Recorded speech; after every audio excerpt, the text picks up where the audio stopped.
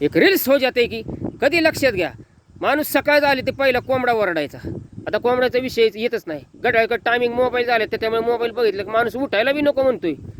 कधी लक्षात घ्या, एक पक्षी असतो सकाळचा, माणूस जर नाही ना उठला त्याला उजेडला लगेच कळतं, तो पहिला आवाज टाकणार कू कू कू कू, आणि आवाज दिले ना उजाडले की लोक लगेच बाहेर उठतात. काही लक्षात घ्या.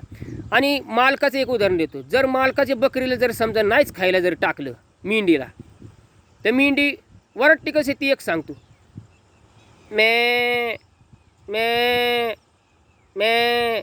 ती बकरी म्हणती, मेंढी म्हणती की मालक मला लवकर खायला सोड रानात. आणि ज्यावेळेस रानात मालक नेतो तेव्हाच मालकाला बरं वाटतं, नाही तर झोप येणार नाही, बकऱ्यांशिवाय मज्जा नाही. आणि जर शिर्डी, आपली शिर्डीचं एक उदाहरण देतो, शिर्डीला जर रानात सोडलं तर ती एका जागेवर नाही थांबणार, ती डाळा खाणार, शिवरी खाणार, पाला खाणार, कोणाची शेतकऱ्याची कांद्याची पात खाणार आणि पळून जाणार. आणि समजा मग मालक वैतागला तिला दगड हाणाय गेला, ती वरट्टी कशी ती बी धावतो, मे मे मे.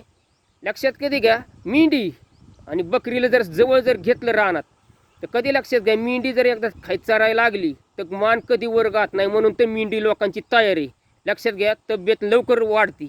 आणि आपल्या शेरडा असे आहेत की रानात जर बकरीन मेंढीला संगत लावलं तर बकरी एका जागेवर खात बसन माती काढून, पण शिर्डीवरच्यावर डाळा काढून पुढं जाईन, त्याच्यामुळे शेरडा लोकडं आहेत. कधी लक्षात घ्या, या दोन्ही जर फरक जर काढला ना तर मेंढी मागून शेरडांना बी वाढे, बघ मेंढीला बी वाढे, पण मेंढी मागून खाऊन खाऊन खाऊन खाऊन पटापटा वाढते. कधी लक्षात घ्या.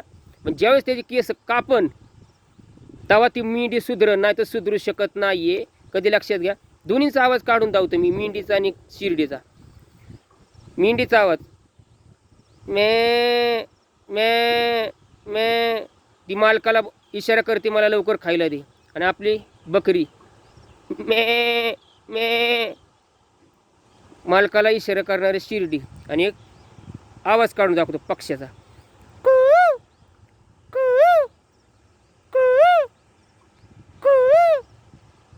हिथंच माझा एक रील्स महाराष्ट्रामध्ये नक्कीच बघा. संपवतो माझा. नमस्ते.